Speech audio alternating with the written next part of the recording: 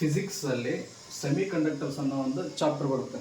ಅದು second P U ಸಿಲಿ semiconductors ಅಂತ ಚಾಪ್ಟರ್ ಬರುತ್ತೆ. ಡಿಗ್ರಿಲೂ ಸೆಮಿ ಕಂಡಕ್ಟರ್ಸ್ ಅಂತ ಬರುತ್ತೆ. ಬಟ್ ಪಿ ಯು ಸಿಲಿ ಏನು ಮಾಡ್ತಾರೆ ಅಂದರೆ ಡೆರಿವೇಷನ್ ಇದರಲ್ಲಿ ಒಂದು ಫಿಕ್ಸ್ ಡೆರಿವೇಷನ್ ಕೇಳ್ತಾರೆ 5 ಮಾರ್ಕ್ಸಿಗೆ. ಅದು ಹೇಳಿದ್ರಲ್ಲ, ಹಾಫ್ ವೇವ್ ರೆಕ್ಟಿಫೈಯರ್ ಮತ್ತು ಫುಲ್ ವೇವ್ ರೆಕ್ಟಿಫೈಯರ್ ಅಂತ. ಈ ಸೆಮಿ ಕಂಡಕ್ಟರ್ಸಲ್ಲಿ ಮೇಜರಾಗಿ ಏನು ಬರುತ್ತೆ ಅಂದರೆ ರೆಕ್ಟಿಫೈಯರ್ ಅಂತ ಬರುತ್ತೆ. ರೆಕ್ಟಿಫೈಯರ್ ಅಂದರೆ ಏನು ಅಂತ ನಿಮಗೆ ಗೊತ್ತಾಗಬೇಕು ಅಂದರೆ, rectifier it is a device use to convert A C into D C. ಅಂದರೆ A C to D C convert ಮಾಡುವಂಥ ಡಿವೈಸಿಗೆ ನಾವೇನು ಹೇಳ್ತೀವಿ ಅಂದರೆ ರೆಕ್ಟಿಫೈಯರ್ ಅಂತ ಹೇಳ್ತೀವಿ. ಎ ಸಿ ಅಂದರೆ ಏನು? ಎ ಸಿ ಅಂದರೆ ಆಲ್ಟರ್ನೇಟಿಂಗ್ ಕರೆಂಟು. ಡಿ ಸಿ ಅಂದರೆ ಏನು? ಡಿ ಸಿ ಅಂದರೆ ಡೈರೆಕ್ಟ್ ಕರೆಂಟು. ಓಕೆನಾ?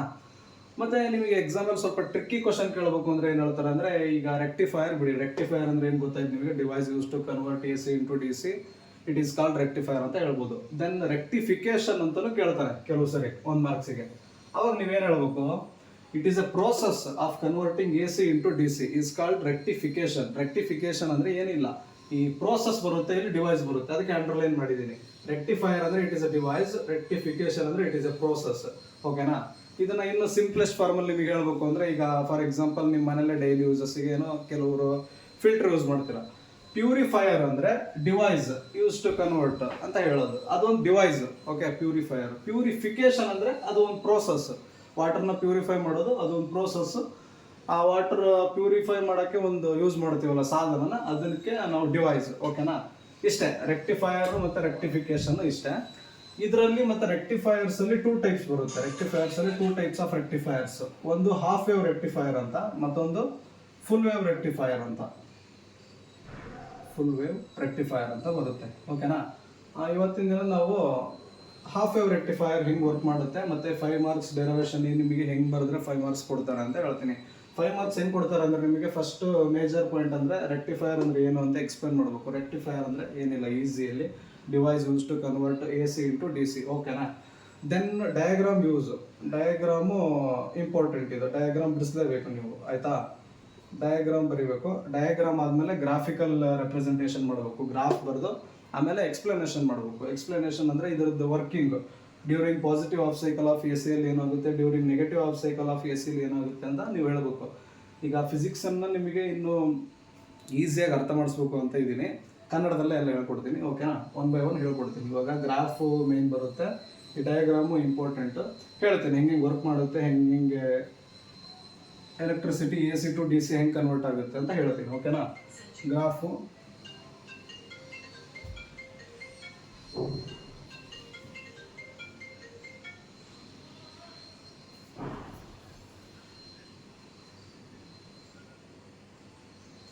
ಇಲ್ಲಿ ಟೈಮ್ ತಗೊಳ್ಳಿ. ಇದಕ್ಕೆ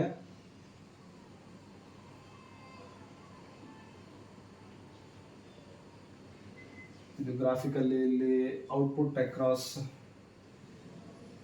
ಇದು ಇನ್ಪುಟ್ ಎ ಸಿ ತಗೊಳ್ಳಿ. ಇದು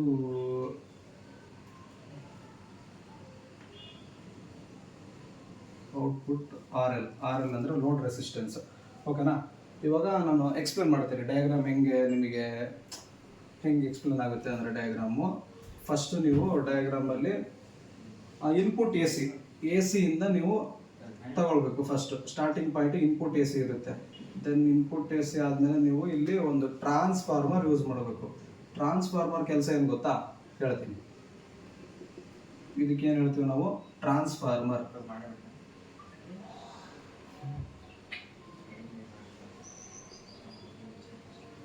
ಟ್ರಾನ್ಸ್ಫಾರ್ಮರ್ ಕೆಲಸ ಏನು? ಇಲ್ಲಿ ಟ್ರಾನ್ಸ್ಫಾರ್ಮರ್ ಯಾಕೆ ಯೂಸ್ ಮಾಡಿದ್ದೀವಿ ಅಂದರೆ, ಫಾರ್ ಎಕ್ಸಾಂಪಲ್ ನಿಮ್ಮ ಮನೆಯಲ್ಲಿ 220 ವೋಲ್ಟ್ಸ್ ಕರೆಂಟ್ ಯೂಸ್ ಮಾಡ್ತೀರಾ ನೀವು, 220 ವೋಲ್ಟ್ಸ್ ಕರೆಂಟ್.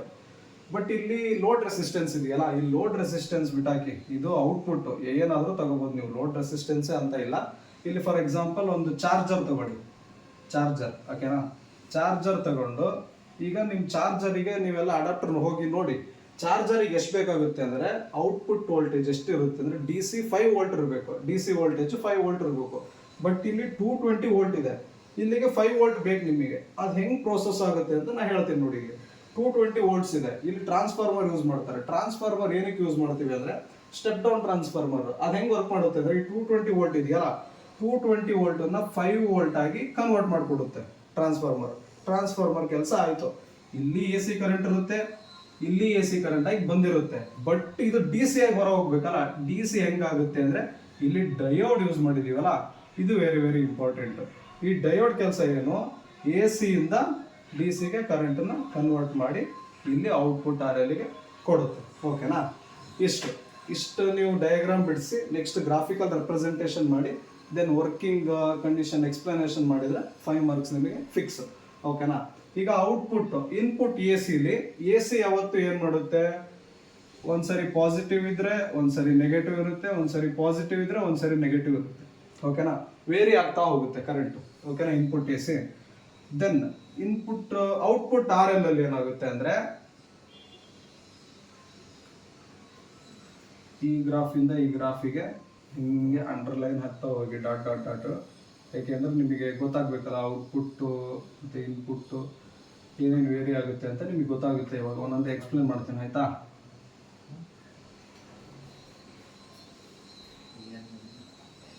ಓಕೆ.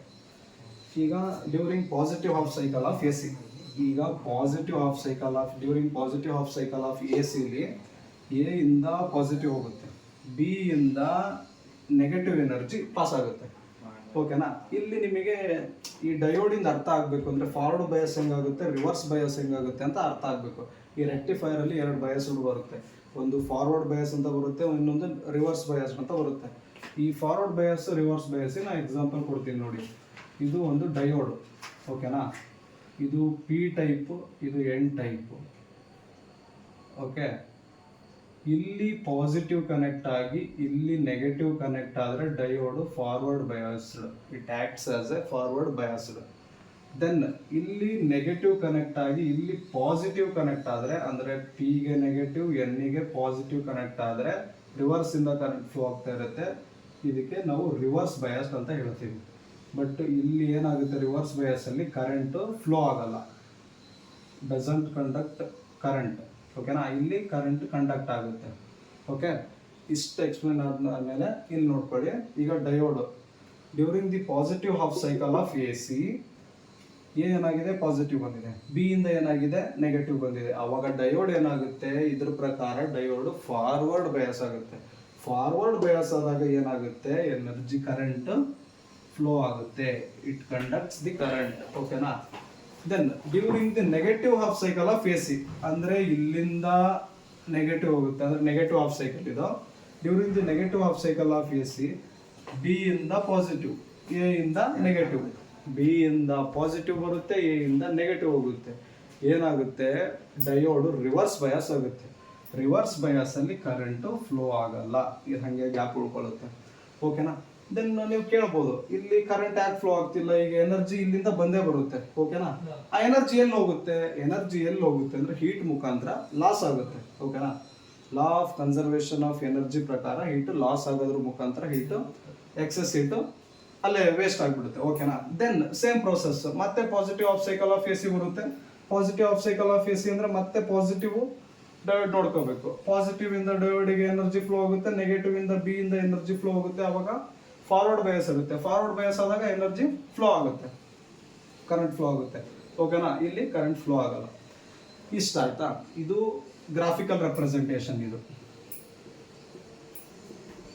ಈ graphical representation input A C ಹೆಂಗಿರುತ್ತೆ, input A C positive negative positive negative positive negative ಹಿಂಗೆ ಫ್ಲೋ ಕಂಟಿನ್ಯೂ ಆಗ್ತಾ ಹೋಗುತ್ತೆ.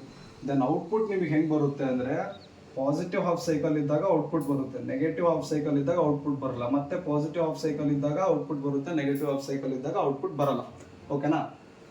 ದೆನ್ ನೀವು ಹೆಂಗೆ ಈಗ ಎಕ್ಸ್ಪ್ಲೇನ್ ಮಾಡಬೇಕು ಅಂದರೆ, ಈಗ ಹೇಳಿದೆ ನಾನು 5 ಮಾರ್ಕ್ಸ್ ಹೆಂಗೆ ಕೊಡ್ತಾರೆ ಅಂದರೆ, ಫಸ್ಟು ನೀವು ರೆಕ್ಟಿಫೈಯರ್ ಅಂದರೆ ಎಕ್ಸ್ಪ್ಲೇನ್ ಮಾಡಬೇಕು. ರೆಕ್ಟಿಫೈಯರ್ ಎಕ್ಸ್ಪ್ಲನೇಷನ್ ಆದಮೇಲೆ ಡಯಾಗ್ರಾಮ್ ಬಿಡಿಸ್ಬೇಕು. ಡಯಾಗ್ರಾಮ್ ಬಿಡಿಸಾದ್ಮೇಲೆ ಅಲ್ಲಿ ಏನೇನು ಯೂಸ್ ಮಾಡಿದರೆ ಅಲ್ಲಿ ಬರೀರಿ ಅವನ್ನ. ದೆನ್ ಇಲ್ಲಿ ಏನಿದೋ ಇನ್ಪುಟ್ ಎ ಸಿ ಅಂತ ಬರೀಬೇಕು. ಇನ್ಪುಟ್ ಎ ಸಿ, ಇದು ಟ್ರಾನ್ಸ್ಫಾರ್ಮರು, ದಿಸ್ ಇಸ್ ಡಯೋಡ್. ಇಲ್ಲಿ point A point B choose ಮಾಡಿಕೊಂಡು ಇಲ್ಲಿ ಔಟ್ಪುಟ್ ಆರ್ ಎಲ್ ಅಂದರೆ ಲೋಡ್ ರೆಸಿಸ್ಟೆನ್ಸ್ ಅಂತ. ಓಕೆನಾ? ಇಷ್ಟೆಲ್ಲ ಆದಮೇಲೆ ನೀವು ವರ್ಕಿಂಗ್ ಹೆಂಗೆ ಮಾಡ್ತೀರಾ ಅಂತ ಹೇಳಿದ್ರೆ, ಈಗ C during the positive half cycle of A C, A is positive, B is negative, then diode acts as a forward biased. Okay, positive P type connect ಆಗಿ ನೆಗೆಟಿವ್ ಎನ್ ಟೈಪಿಗೆ ಕನೆಕ್ಟ್ ಆದರೆ diode forward bias ಆಗುತ್ತೆ. ಆವಾಗ current conduct ಆಗುತ್ತೆ. ಆವಾಗ output across R L ಅಲ್ಲಿ output ಬಂದಿರುತ್ತೆ. ಓಕೆನಾ, ಇಷ್ಟು ಬರೆದ್ರೆ ಆಮೇಲೆ ನೆಕ್ಸ್ಟ್ ಇನ್ನೊಂದು ಪಾಸಿಟಿವ್ ಇಂದ ಆಯಿತು. ಇನ್ನೊಂದು ಪಾಯಿಂಟ್ ಏನು ಬರಬೇಕು ಅಂದರೆ ನೀವು negative half cycle of A C ಏನಾಗುತ್ತೆ ಅಂತ ನೋಡಬೇಕು. During the negative half cycle of A C ಏನು ಬರೀಬೇಕು ಅಂದರೆ A is negative, B is positive. A negative connect ಆಗುತ್ತೆ, ಬಿ ಪಾಸಿಟಿವ್ ಕನೆಕ್ಟ್ ಆಗುತ್ತೆ. ಅವ ಡಯೋಡ್ ಬಿಕಮ್ಸ್ ರಿವರ್ಸ್ ಬಯಾಸ್ ಆಗುತ್ತೆ. ಡಯೋಡ್ ರಿವರ್ಸ್ ಬಯಾಸ್ ಆದಾಗ ಕರೆಂಟ್ ಡಸಂಟ್ ಫ್ಲೋ ಅಂತ ಬರೀಬೇಕು. Current doesn't flow, then R L ಅಲ್ಲಿ ಔಟ್ಪುಟ್ ಏನು ಬಂದಿರಲ್ಲ. ಓಕೆನಾ, ಇವೆರಡು ಪಾಯಿಂಟ್ ಬರೋದು ನೀವು ರೆಕ್ಟಿಫೈಯರ್ ಎಕ್ಸ್ಪ್ಲೇನ್ ಮಾಡಿ, ದೆನ್ ಡಯಾಗ್ರಾಮು ಗ್ರಾಫಿಕಲ್ ರೆಪ್ರೆಸೆಂಟೇಷನ್ ಹಿಂಗೆ ಇರಬೇಕು. ಪಾಸಿಟಿವ್ ಹಾಫ್ ಸೈಕಲಲ್ಲಿ ಮಾತ್ರ ಕರೆಂಟು ಫ್ಲೋ ಆಗುತ್ತೆ, ದೆನ್ ಔಟ್ಪುಟ್ ನಿಮಗೆ ಸಿಗುತ್ತೆ. ಫುಲ್ ವೇವ್ ರೆಕ್ಟಿಫೈಯರ್ ನಾನು ನೆಕ್ಸ್ಟ್ ಕ್ಲಾಸಲ್ಲಿ ಹೇಳ್ತೀನಿ. ಫುಲ್ ವೇವ್ ರೆಕ್ಟಿಫೈಯರ್ನ ಈಗ ಇಷ್ಟೇ. ಹಾಫ್ ವೇವ್ ರೆಕ್ಟಿಫೈಯರ್ ಅಂದರೆ ಈಸಿ ಇರುತ್ತೆ. ಡಯಾಗ್ರಾಮ್ ಬಿಡಿಸಿ ಗ್ರಾಫಿಕಲ್ ರೆಪ್ರೆಸೆಂಟೇಷನ್ ಮಾಡಿ, ಇಲ್ಲಿ during the positive half cycle of A C and then during the negative half cycle of AC ಇದನ್ನು ಬರೆದು ಇವೆರಡು ಪಾಯಿಂಟ್ ಬರೆದು ಇಷ್ಟೆಲ್ಲ ಎಕ್ಸ್ಪ್ಲನೇಷನ್ ಮಾಡಿದ್ರೆ ನಿಮಗೆ ಪಕ್ಕಾ 5 ಮಾರ್ಕ್ಸ್. ನಾನು ಈ ವಿಡಿಯೋ ಮುಗಿದ ತಕ್ಷಣ ನೆಕ್ಸ್ಟ್ ಒಂದು ಹಾಕ್ತೀನಿ ಒಂದು ಫೋಟೋ, ಅದರಲ್ಲಿ ಇವೆರಡು ಎಕ್ಸ್ಪ್ಲನೇಷನ್ ಇರುತ್ತೆ ಮತ್ತು ಡಯಾಗ್ರಾಮು ಕ್ಲೀನಾಗಿರುತ್ತೆ. ಇದು ಎಕ್ಸ್ಪ್ಲೇನ್ ಮಾಡೋಕ್ಕಷ್ಟೇ. ಓಕೆನಾ, ನೆಕ್ಸ್ಟ್ ಕ್ಲಾಸಲ್ಲಿ ಫುಲ್ ವೇವ್ ರೆಕ್ಟಿಫೈಯರ್ ಅಂತ ಹೇಳ್ಕೊಡ್ತೀನಿ. ಫುಲ್ ವೇವ್ ರೆಕ್ಟಿಫೈಯರ್ ಹಿಂಟ್ ಕೊಡೋದಾದರೆ ಅಲ್ಲಿ 2 ಡಯೋಡ್ ಯೂಸ್ ಮಾಡ್ತಾನೆ. ಯಾಕೆ 2 ಡಯೋಡ್ ಯೂಸ್ ಮಾಡ್ತಾನೆ? ಇದು ಒಂದರಲ್ಲಿ positive half cycle of A ಸಿಲಿ ಕರೆಂಟ್ ಫ್ಲೋ ಆಗುತ್ತೆ, but negative half cycle of A ಸಿಲಿ ಕರೆಂಟ್ ಫ್ಲೋ ಆಗಲ್ಲ. ಬಟ್ ಅವಾಗ ಏನು ಮಾಡ್ತಾನೆ, ಇನ್ನೊಂದು ಸೈಂಟಿಸ್ಟ್ ಏನು ಮಾಡ್ತಾನೆ, ಸುಮ್ಮನೆ ಇಲ್ಲಿ ನೆಗೆಟಿವ್ ಹಾಫ್ ಸೈಕಲಲ್ಲಿ ಕರೆಂಟೇ ಫ್ಲೋ ಆಗ್ತಾ ಇಲ್ಲ, ಅವನೇನು ಥಿಂಕ್ ಮಾಡ್ತಾನೆ, ಇನ್ನೊಂದು ಡಯೋಡ್ ಯೂಸ್ ಮಾಡಿ ಇಲ್ಲೂ ಕರೆಂಟ್ ಫ್ಲೋ ಆಗಂಗೆ ಮಾಡ್ತಾನೆ. ಓಕೆನಾ, ಅದು ಫುಲ್ ವೇವ್ ರೆಕ್ಟಿಫೈಯರ್ಗೆ ಬರುತ್ತೆ. ನೆಕ್ಸ್ಟ್ ಕ್ಲಾಸಲ್ಲಿ ಫುಲ್ ವೇವ್ ರೆಕ್ಟಿಫೈಯರ್ ಹೇಳ್ತೀನಿ. ಓಕೆ, ಹಾಫ್ ವೇವ್ ರೆಕ್ಟಿಫೈಯರ್ ಎಷ್ಟು ಏನೇ ಡೌಟ್ಸ್ ಇದ್ದರೂ ಕಮೆಂಟ್ಸಲ್ಲಿ ಕೇಳಿ.